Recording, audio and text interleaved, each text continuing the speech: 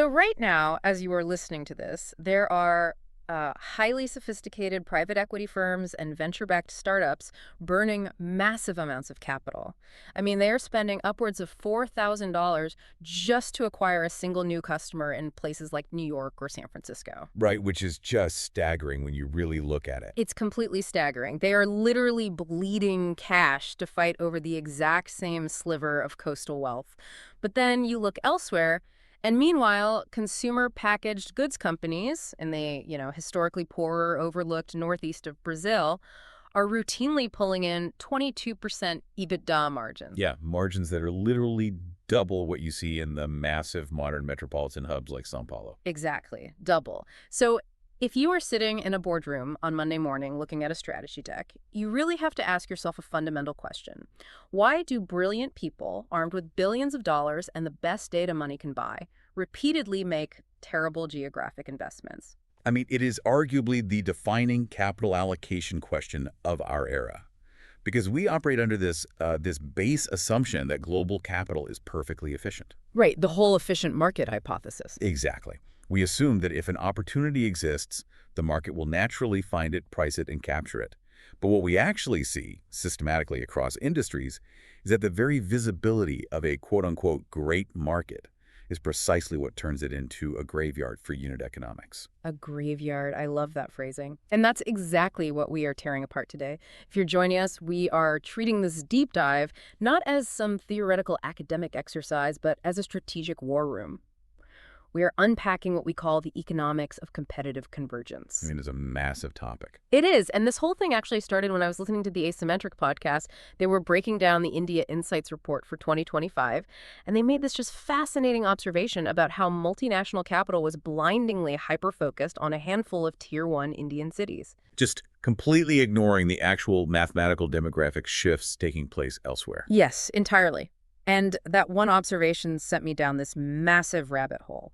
We pulled the McKinsey and Bain reports on India, Accenture's data on China's lower-tier cities, rigorous academic research on firm turnover, and these incredibly granular customer acquisition cost benchmarks for 2025 and 2026. The goal here, for you listening, is to test the fundamental assumptions behind market selection from every conceivable angle.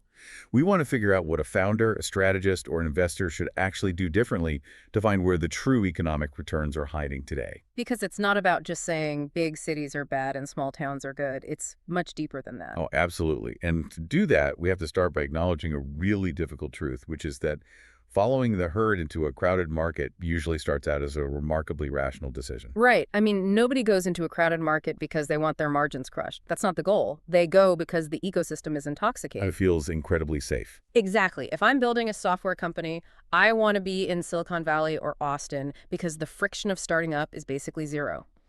The lawyers know exactly how to structure the equity, the engineers are literally at the coffee shop next door, and the venture capital is all concentrated in a 2-mile radius. And that safety is rooted in what economists call agglomeration economics. Edward Glaser explores this deeply in his work, as does Paul Krugman in The Spatial Economy. Which is foundational stuff. Very foundational. So, Because at a physical level, firms cluster to capture specific, highly measurable efficiencies. First, you have knowledge spillovers. So if you are a biotech researcher in Kendall Square in Cambridge, you are absorbing ideas, regulatory workarounds, and unrecorded craft knowledge just by existing in that localized network. right, you run into people at lunch. Exactly. Your human capital accelerates much faster than if you were working in complete isolation in, say, North Dakota. It's the localized supply chain, too. I mean, if every automaker is in Detroit or Stuttgart, the companies that manufacture the highly specialized ball bearings or the specific windshield glass, they're going to build their factories right across the street. The transportation costs just plummet. The iterations happen faster. So the logic for going to the biggest, densest market is structurally sound at the beginning. It makes total sense. At the beginning, yes. But here is where the model completely breaks down for modern strategists. Yeah. They confuse the benefits of the ecosystem with the viability of the commercial market. Oh, wow. Wait, say that again. That's an important distinction. They confuse the ecosystem with the commercial market. Just because a city is the most efficient place to build a product does not mean it is the most profitable place to sell that product. Okay, yes. The localized talent pool can very quickly become an echo chamber. I always look at something like Juicero a few years ago. Oh man, the $400 internet-connected juice press? The very same. That product is born of perfect agglomeration.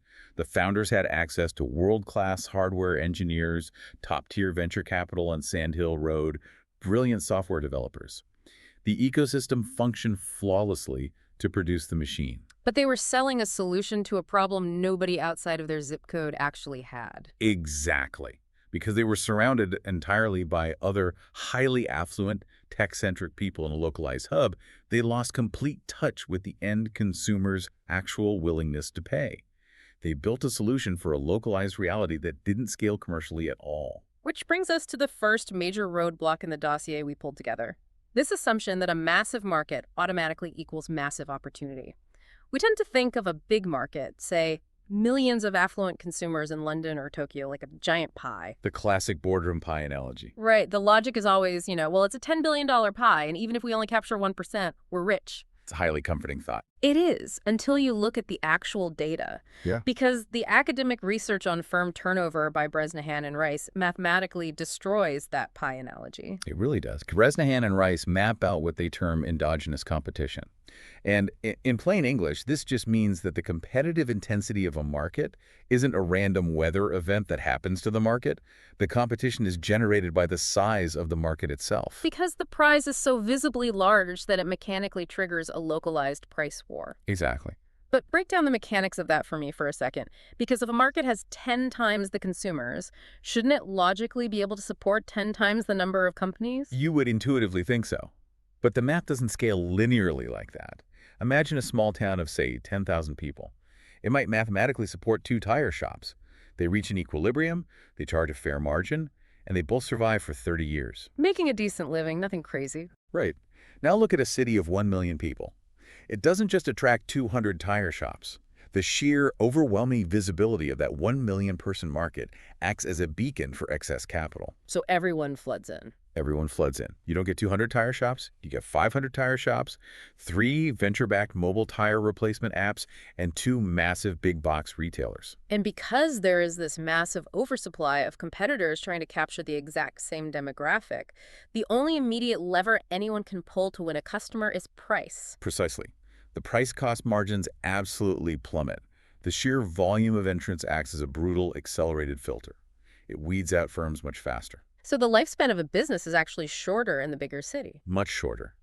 Bresnahan and Rice show that the expected lifespan of a business in a massive, highly attractive market is actually significantly shorter than in a smaller market. The age distribution of firms in large markets skews heavily young because the mortality rate is so incredibly high. It reminds me of the mechanics of surge pricing on Uber, but applied to corporate strategy. That's a great way to think about it. Yeah, like if you try to hail a car in the middle of a massive rainstorm after a concert, the cost to travel the exact same 2 miles quadruples. Not because the road got longer, but purely because everyone else in the crowd is trying to execute the exact same strategy at the exact same moment. The demand for the exact same asset spikes. Right. And if we drag this out of the academic journals and drop it onto a modern spreadsheet, we can see this exact surge pricing happening right now with customer acquisition cost, or CAC. We pulled the 2026 CAC benchmarks from Phoenix Strategy Group, and the numbers are just a bloodbath for anyone operating in a visible, dense market. They reveal exactly how competitive convergence systematically destroys unit economics. If you are operating a tech startup in a major hub, the baseline cost to acquire a single customer purely through paid digital channels, so Google, Meta, LinkedIn, is hovering around $200. And that is just the floor. That's the bare minimum. If you move into highly contested B2B SaaS verticals, the average Shankat is now hitting $1,200 per customer. Which is painful, but the financial services data is what genuinely shocked me. If you are a wealth management firm where you have intense regulatory hurdles and you have to build deep interpersonal trust, the cost to acquire a single new account is ranging between $2,167 and over $4,000. Unbelievable. You are spending a used car's worth of marketing budget just to get one human being to sign a piece of paper. And this creates a deeply fragile financial duration risk. Phoenix Strategy Group highlights the payback period, which is the exact number of months it takes for the gross margin of a new customer to pay back the upfront cost of acquiring them. For private SaaS companies in these contested markets, that average payback period has now stretched to 23 months. Okay, let's actually visualize what a 23-month payback period means for a founder or a CFO sitting in that boardroom. You acquire a customer today. For the next nearly 2 years, you are operating at a functional loss on that specific user. A total cash flow negative position. Yes. And during those 23 months, you are floating the risk of inflation. You are paying the ongoing customer success costs to keep them happy. You are hoping the macroeconomy doesn't collapse. And you are praying that a competitor doesn't swoop in at month 18 and offer them a 20% discount to switch. Which happens all the time. It is an incredibly vulnerable way to run a business. Which is exactly why the distinction between the top quartile and the bottom quartile of firms in these dense markets is literally a matter of survival. The data shows top quartile SaaS companies are spending roughly $1 to acquire $1 of new annual recurring revenue. Okay. But the companies in the fourth quartile, the ones caught in the center of the competitive buzzsaw you just described, they're spending $2.82 to generate that exact same $1 of ARR. They are mathematically destined to run out of runway. But wait, if I'm a CMO looking at a $4,000 CAC and a 2-year payback period, my immediate reflex is just to find cheaper leads. Like, let's bid on lower intent keywords. Let's run cheaper, lower quality ads. Let's just force the top of funnel cost down by any means necessary. And that reflex is exactly what Lee Kaniak warns against in his cornerstone piece on CAC versus lifetime value, or LTV. Optimizing for quote-unquote cheap instead of profitable is a structural trap. How so? Well, Kaniak points out that a marketing team will celebrate because they managed to slash their CAC by 40%. They hit their quarterly OKRs, everyone gets the bonuses. But 3 months later, the finance team realizes that these cheap-to-acquire customers are churning at double the normal rate. Because they were low quality. Exactly. Their lifetime value is half the historical average.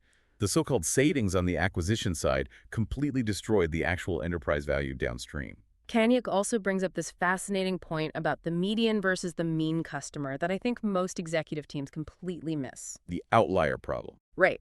If your top 5% of customers are enterprise whales who stick around for 10 years and generate massive margins, they inflate your overall average lifetime value.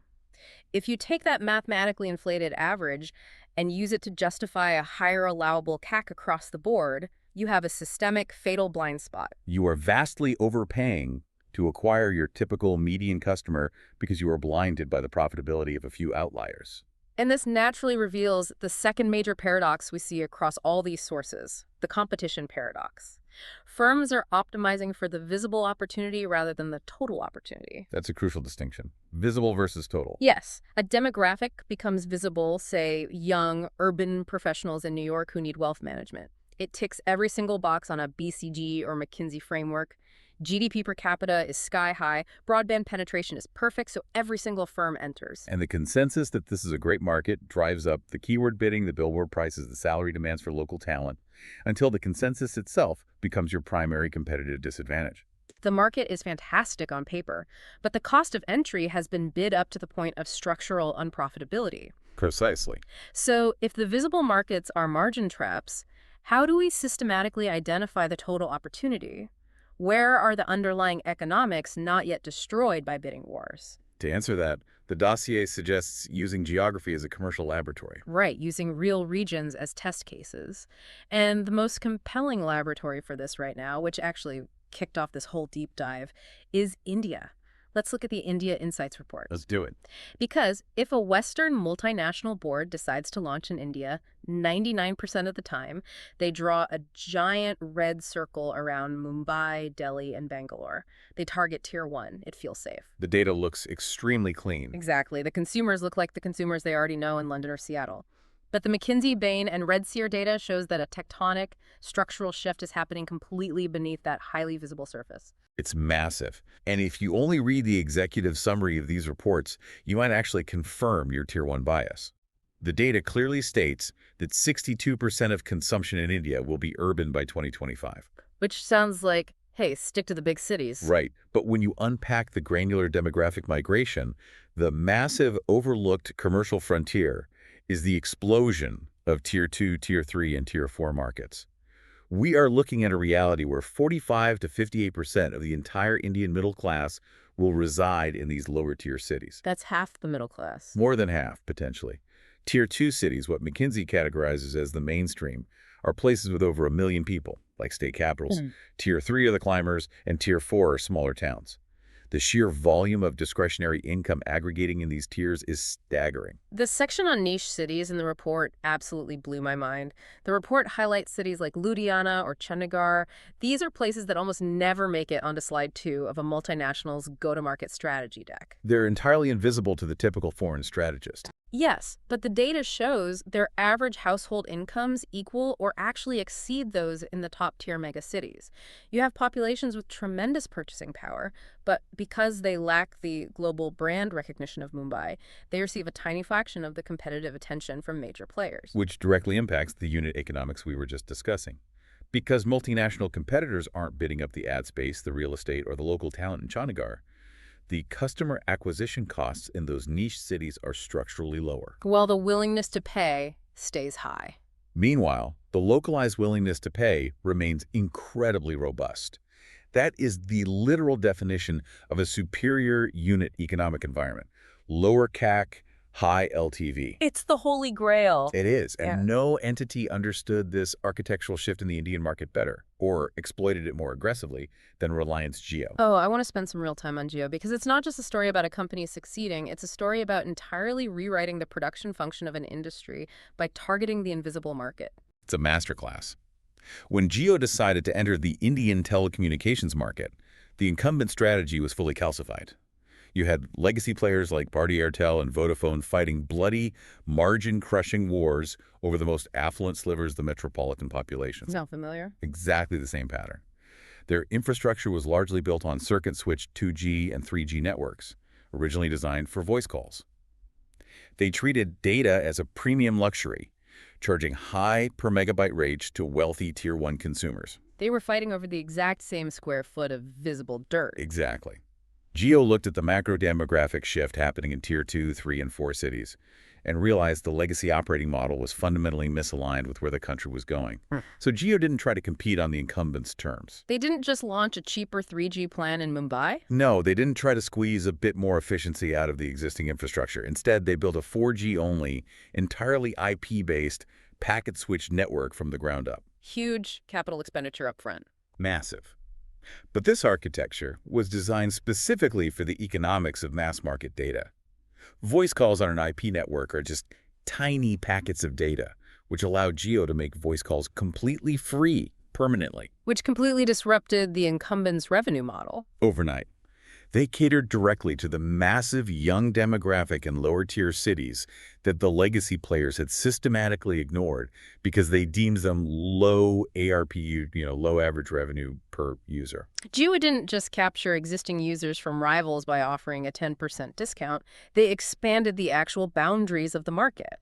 They made data so structurally cheap that they brought hundreds of millions of people online who were previously entirely priced out of the digital economy. They bypassed the metropolitan bloodbath and established a monopoly of scale in the overlooked spaces. And what becomes incredibly clear as you read through this whole stack of sources is that this isn't an isolated phenomenon unique to Indian telecom.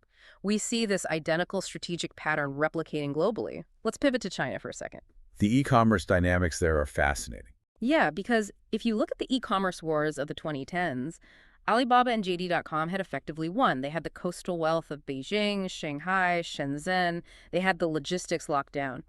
Yet, seemingly out of nowhere, Pinduoduo emerges and captures massive market share.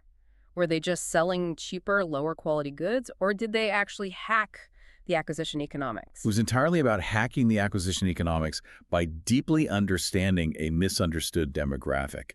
The Accenture report on China's lower-tier cities, the shade-in markets, shatters the Western misconception that these consumers are just impoverished rural populations looking for the cheapest possible rice and cooking oil. Right, there's this heavy bias that lower tier just means poor and unprofitable. Exactly.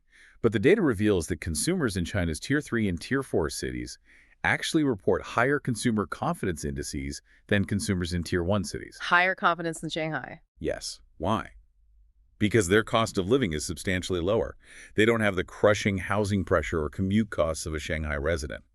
Therefore, their disposable income for discretionary spending is surprisingly robust. They were aggressively expanding their spending into leisure, entertainment, fashion, and consumer electronics. But reaching them through traditional channels like search ads on Baidu or banner ads was becoming just as expensive as reaching a tier 1 consumer, right? Because the digital real estate was controlled by monopolies. Exactly.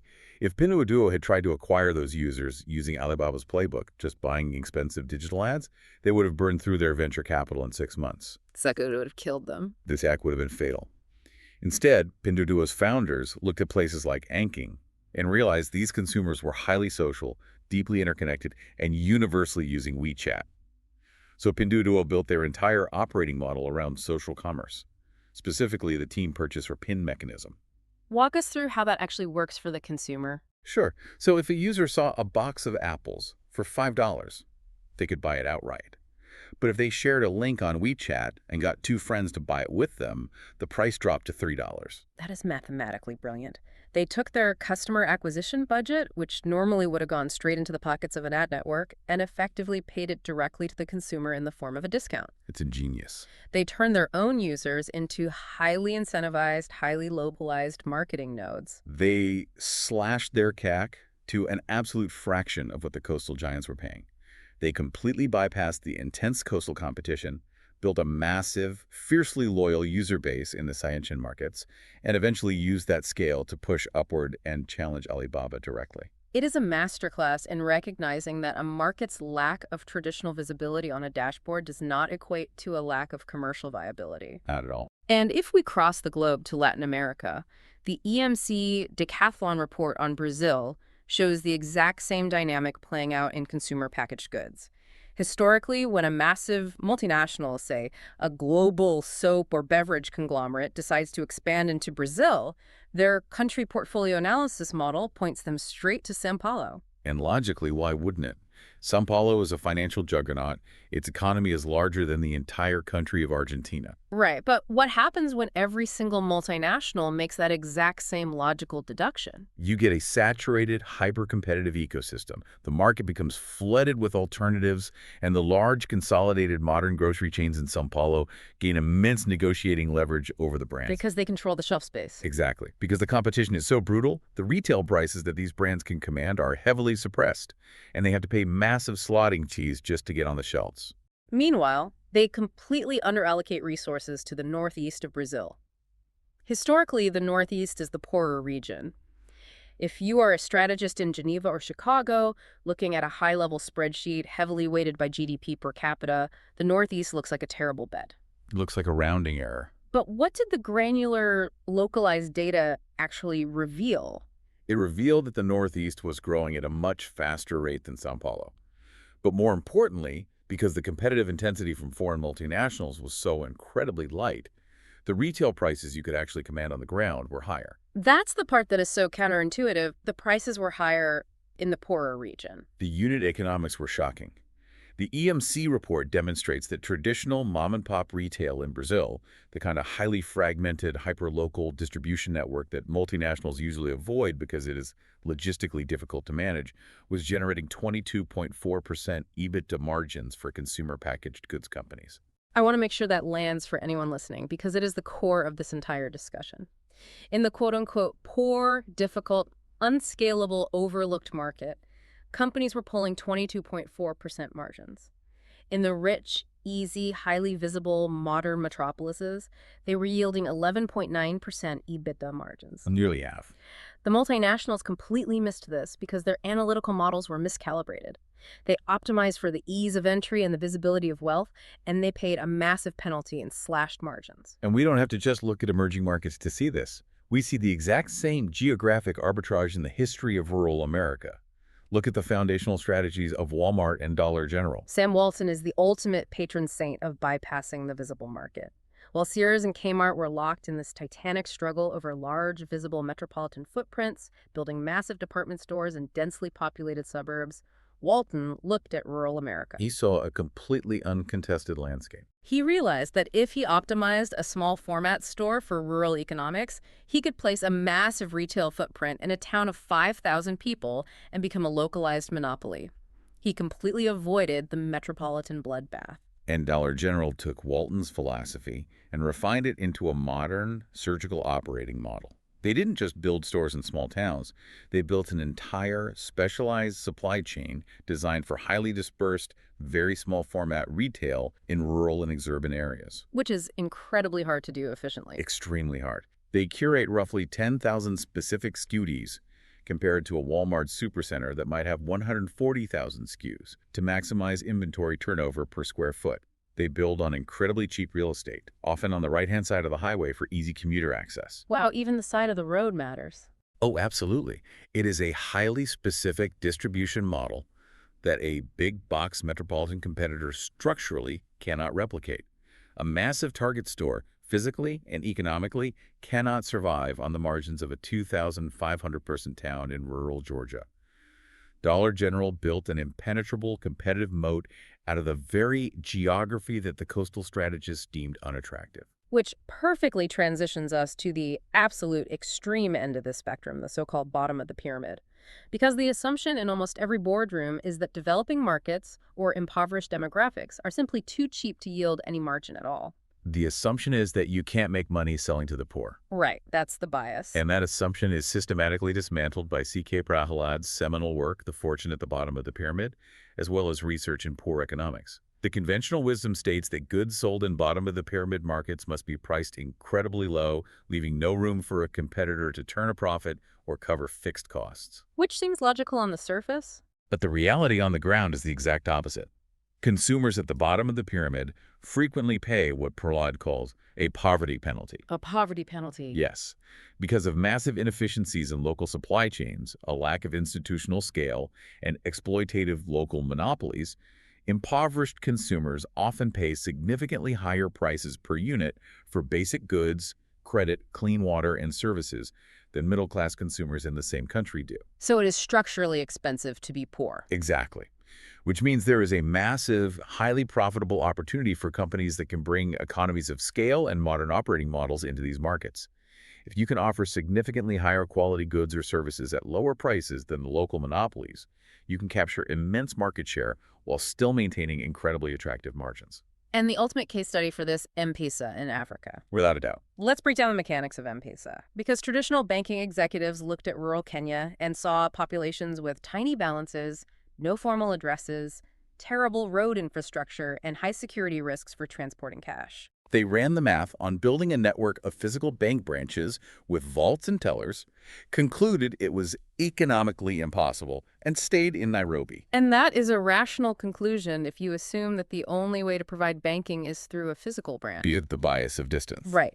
But Safaricom and Vodafone, who launched M-Pesa, didn't try to build bank branches.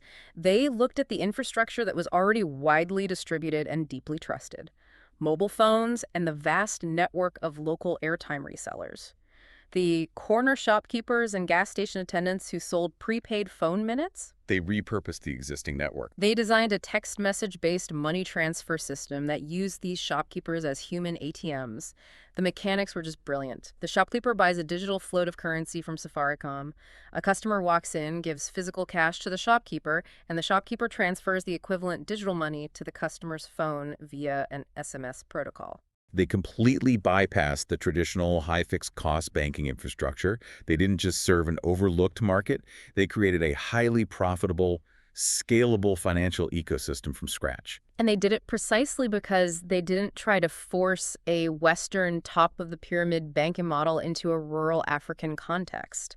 But I want to push back on this whole premise for a second. Shortcut. Because if I am listening to this and I am the VP of strategy at a mid-sized enterprise software company, my takeaway might be, okay, the math is undeniable, the coastal cities are saturated, CAC is too high, I should fire my New York enterprise sales team tomorrow, abandon the US market, and launch my product in a rural village in India or the northeast of Brazil. And if you did that, it would be a catastrophic, career-ending mistake. Exactly. This is perhaps the most critical nuance in this entire discussion. You cannot just copy and paste a metropolitan operating model into a rural or emerging market. Overlooked markets are often overlooked for very real, very painful reasons. If you don't adapt your fundamental operations, the alternative can be genuinely worse than the high CAC of New York. Right. There are massive infrastructure gaps. There is distribution fragility. You have regulatory nightmares, currency fluctuations, and completely different consumer habits. The dossier references a seminal paper by Pankaj Ghemawat called Distance Still Matters. Ghemawat points out that managers become so dazzled by the sheer size of untapped emerging markets that they lose complete sight of the vast difficulties of pioneering them. They just see the population numbers. They rely on standardized tools like country portfolio analysis, which focuses heavily on national wealth and propensity to consume, but completely ignores the costs and risks created by distance. And distance isn't just geographic miles, it's economic distance, cultural distance, administrative and political distance. Give me a tangible example of how failing to account for that distance destroys capital. Look at Walmart's international expansion efforts. Walmart in Canada is virtually a carbon copy of Walmart in the United States. The geographic distance is negligible, but more importantly, the economic and cultural distance is incredibly small. The supply chains look similar, the highway infrastructure is the same, the consumer behavior is identical. So the playbook works. It works perfectly. Hmm. But Walmart's attempt to enter India is a fundamentally different business reality. You are dealing with massive disparities in supply chain infrastructure. You have highly fragmented distribution channels dominated by millions of tiny Kirana stores. You have terrible cold chain logistics, meaning fresh food spoils faster. And you have a completely different, highly protectionist regulatory environment regarding foreign direct investment in multi-brand retail. It's a different universe. Completely.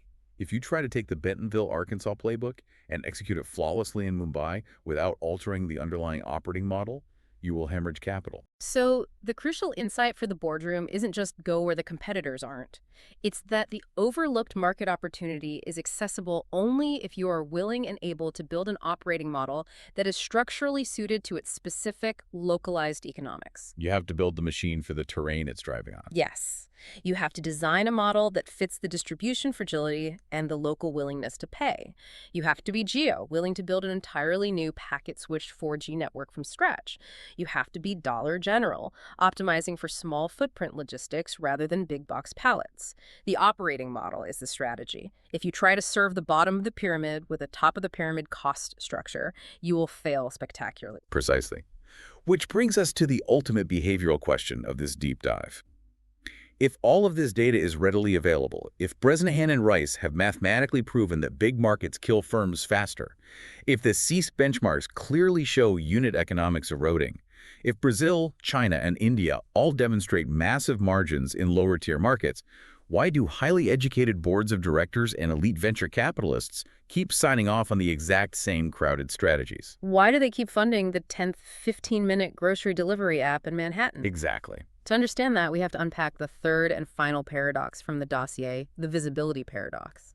And honestly, this is the concept that I think explains 90% of bad corporate strategy today. The core premise of the visibility paradox is this. A market that is highly visible and cleanly quantifiable to you is highly visible and cleanly quantifiable to every single one of your competitors. There are no secrets in a Bloomberg terminal. Exactly. In a globalized, digitized, McKinsey-advised economy, mispricing only persists in obscure, complex, or messy corners of the map. Yeah. But to answer your question about why boards keep funding the crowded strategies, we have to look at the massive influence of management consulting and how it has systematically homogenized corporate culture over the last 50 years. Let's talk about the BCG growth share matrix for a second, because it is the quintessential example of how a tool designed to create clarity actually creates a massive institutional blind spot. The BCG matrix and strategic frameworks like it were designed to help executives make sense of sprawling, complex corporate portfolios. It organizes business units along two simple axes: market growth rate and relative market share. Simple enough. Right. And the visual logic on the PowerPoint slide dictates that the most defensible, desirable position is market leadership in a rapidly growing category. Which sounds completely undeniably reasonable. It does. But think about what it requires to plot a dot on that matrix. It directs executive attention toward a very specific, narrow definition of value. It heavily favors metrics that are scalable, cleanly quantifiable, and easily comparable across global industries. Metrics like GDP per capita, internet penetration rates, and total addressable market. The easy data. Yes, the clean data. At the exact same time, it directs attention away from forms of organizational advantage that are messy, localized, and don't fit neatly onto an axis. It ignores deep, localized customer relationships built over decades. It ignores embedded craft knowledge or fragmented distribution networks like the mom-and-pop stores in Brazil. It ignores the latent willingness of consumers to switch when offered a genuinely accessible alternative. Because you can't easily put that on a y-axis. Right. If the data is messy, it doesn't get plotted. If it doesn't get plotted, the board doesn't fund it. It creates a shared, highly restricted analytical vocabulary. Every single strategist in the Fortune 500 went to the same 5 business schools. They hired the exact same big 3 consulting firms. They used the exact same third-party data sets to evaluate market attractiveness. And if you all have the exact same vocabulary, the exact same frameworks, and the exact same data, you all arrive at the exact same geographic conclusions. It's institutional herd behavior. You do what your competitor does because it is incredibly easy to defend to your board of directors. Think about the career risk for a VP of strategy.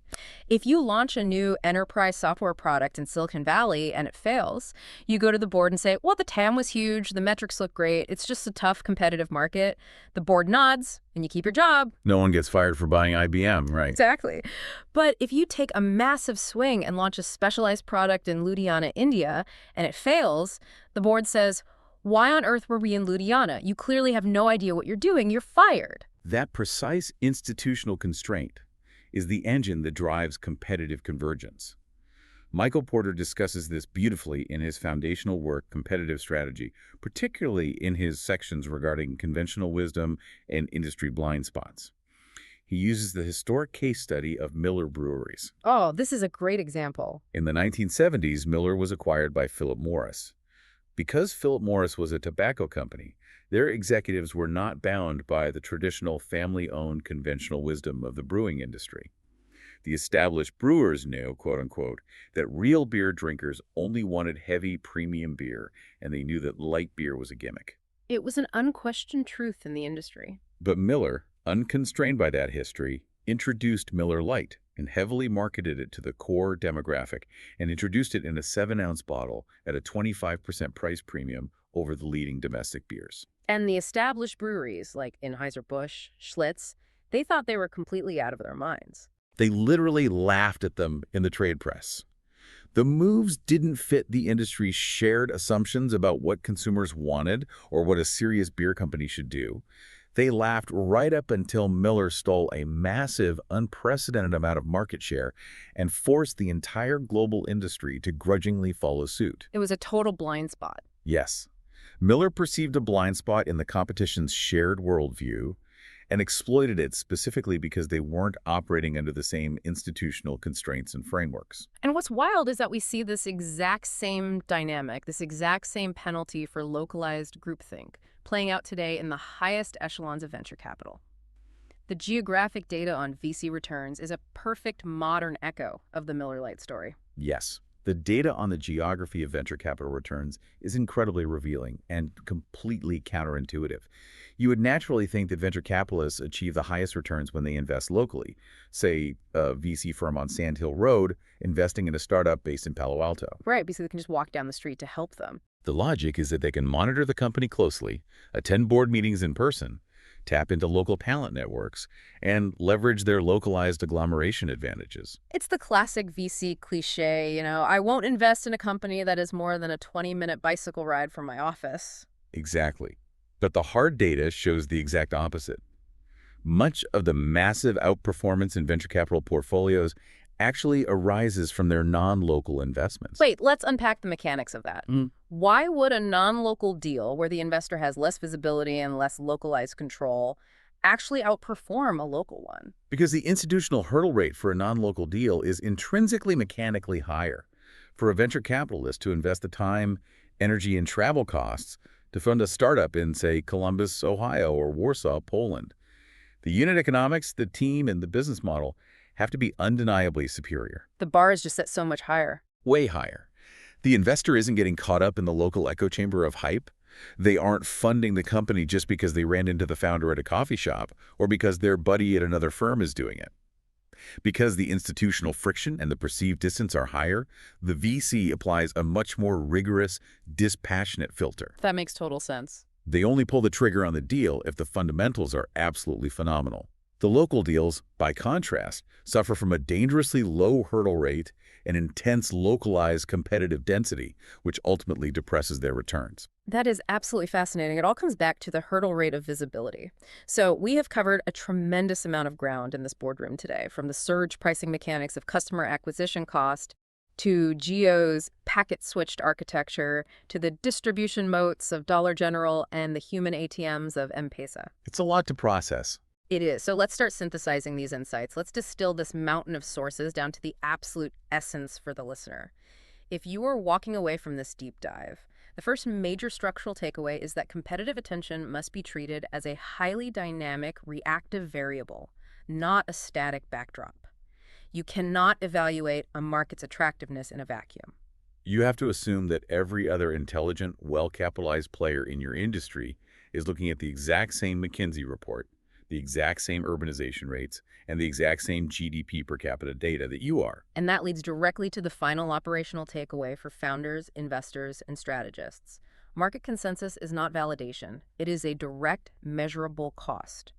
Your customer acquisition cost is inextricably tied to how many intelligent rivals agree with your assessment of the market. Which is why you must discipline your organization to evaluate the total opportunity, not just the visible opportunity. The visible opportunity is where your margins are currently being crushed by bidding wars and endogenous competition. All right. The total opportunity includes the niche cities, the Xiantian markets, the overlooked demographics, and the complex logistical challenges.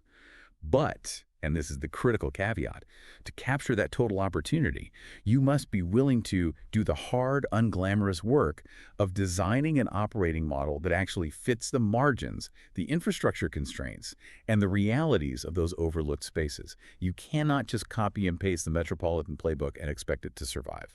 Which brings us right back to where we started. Think about the metrics you're going to present in your next strategy meeting. You have your polished slide deck, you have your total addressable market, your internet penetration rates, your clean demographic curves. I want you to ask yourself, are those numbers actually identifying a blue ocean of untapped opportunity for your firm? Or are they just mathematically confirming that you are about to walk into the exact same competitive buzzsaw as everyone else? Are you mistaking the safety of the herd for the viability of the market? And to leave you with one final, lingering concept to explore on your own as you review your strategy this week, consider the idea of temporal visibility. The data across all these geographic laboratories suggests that the optimal moment of entry into any market is always, structurally, earlier than the moment the metrics become widely available and standardized on a consultant's dashboard. The timing is everything. By the time a market looks undeniably attractive, clean, and de-risked on a spreadsheet, the window for massive, uncontested returns is already closing. So as you head into your next week of planning, I want you to ponder this. What if the absence of clean, heavily publicized data in a particular market isn't a warning sign to stay away? What if the murkiness, the complexity, and the absolute lack of consensus is the exact signal you need that the competitive moat is wide open for the taking? Thanks for joining us on this deep dive. Go rethink your maps. We'll see you next time.